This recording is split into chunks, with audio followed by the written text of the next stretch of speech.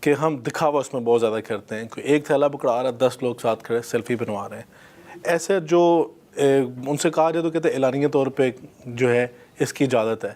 کیا یہ اعلانیہ کے اندر شمار کیا جائے گا, یہ ریاکاری کے اندر شمار کیا جائے گا؟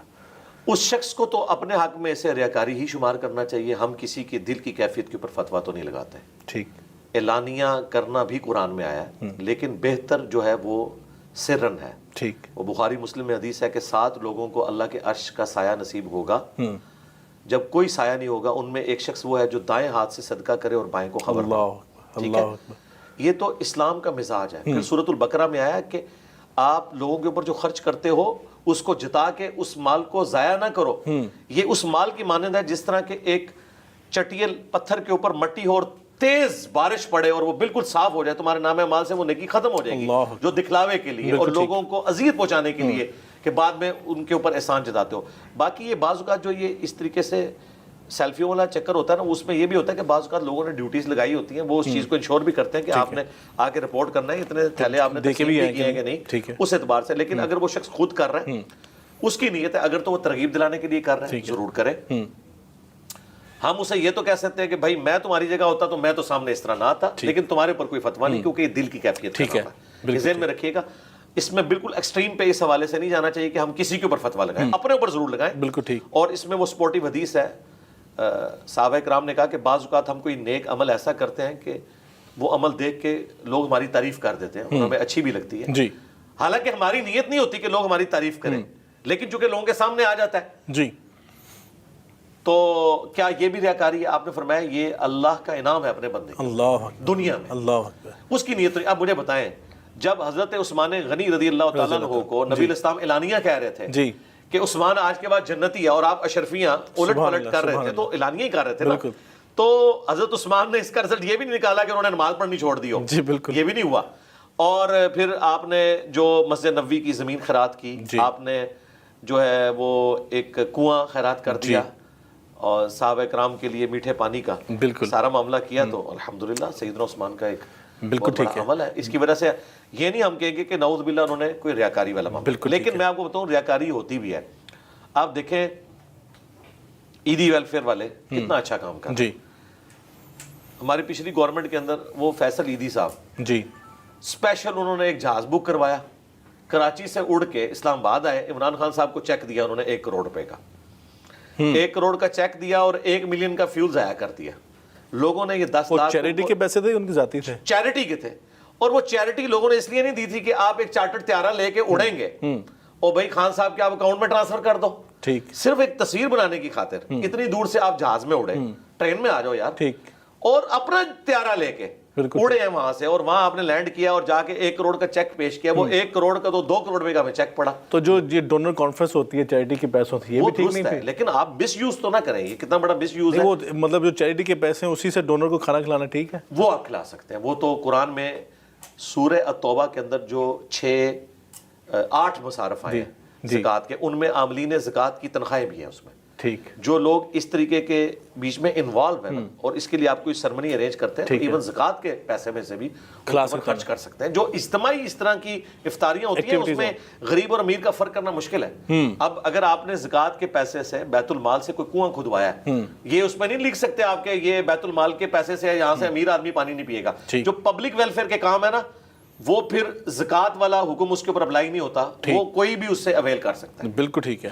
دوسرا یہ بتائیں کہ یہ جو ہمارے ہاں زکوٰۃ کا جب ادائیگی ہوتی ہے اس پہ انتظار کیا جاتا ہے رمضان المبارک کا, حالانکہ زکوٰۃ کا ٹائم پیریڈ جو تھا پورا سال گزر گیا, ابھی رمضان آنے میں 1 ماہ باقی ہے, 2 ماہ باقی ہیں, تو جا کے زکوٰۃ جو ہے رمضان میں ہم نے ادا کرنی ہے.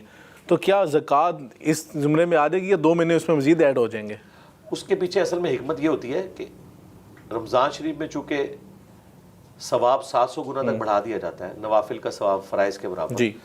تو لوگ کہتے ہیں کہ ہم نے جب زکوٰۃ ہی دینی ہے تو ہم رمضان میں دیں. ایک فائدہ یہ ہوتا ہے اس کا.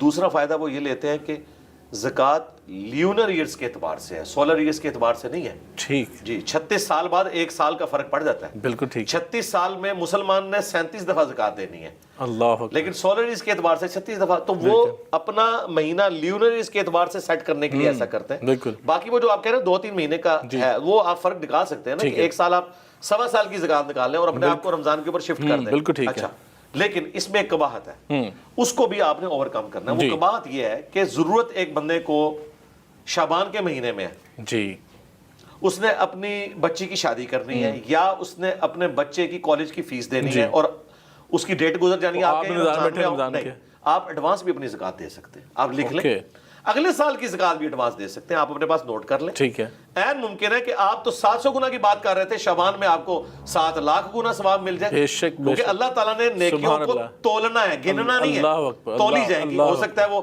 شعبان کی نیکی رمضان سے بھی بڑھ جائے، ٹھیک ہے، تولی جائیں گی، گنی نہیں جائیں گی۔ تو یہ کرنا چاہیے کہ رمضان میں حساب کریں۔ میں آپ کو اپنا بتاؤں، میں حساب تو رمضان میں کرتا ہوں، اس سال کتنی زکات بنتی تھی، لیکن پورا سال الحمدللہ حیثیت کے مطابق دیتے رہتے ہیں، اس کو نوٹ کرتے رہتے ہیں جب جب ضرورت پڑتی ہے۔ لیکن رمضان میں حساب کرنے کا یہ فائدہ ہوتا ہے کہ تاکہ یہ کلیئر رہے کہ ہم نے لیونر ایئرز کو، چاند کے سال کو لے کے چلنا ہے، ورنہ 36 سال میں 1 سال کا فرق پڑ جائے گا، اور 18 سالوں میں آدھے سال کا فرق پڑ جائے گا۔ بالکل ٹھیک ہے۔ آپ نے بھی بات کی کاؤنٹنگ کی اور میجرمنٹ کی، بعض اوقات یہ سوال کیا جاتا ہے کہ نیکیاں کیا کرنسی کی طرح کاؤنٹ ہوتی ہیں، پوائنٹس کی طرح کاؤنٹ کی جاتی ہیں، یا تولی جاتی ہیں؟ تو آپ اس میں کیا کہیں؟ جی، تولی جاتی ہیں۔ قرآن میں تو ہے نا کہ جن کے نامہ اعمال وزنی ہوں گے وہ عیش کی زندگی میں ہوں گے، جن کے ہلکے پڑ گئے تو ان کی منزل حاویہ ہے، وَلِعَوْذُ بِاللَّهِ تَعَالَى اللہم اجرنا من النار۔ آمین آمین۔ تو نیکیاں تولی جائیں گی۔ عین ممکن ہے ایک جون جولائی کی گرمی میں مزدوری کرنے والا شخص جو سڑک کے کنارے کھدائی کا کام کر رہا ہے اور مسجد اس سے دور ہے، وہ وہیں پہ ایک چشمے سے وضو کر کے یا کسی ٹوٹی سے وضو کر کے اپنا پرنا سر سے کھول کے سامنے بچھا کے قبلہ رخ نماز پڑھتا ہے،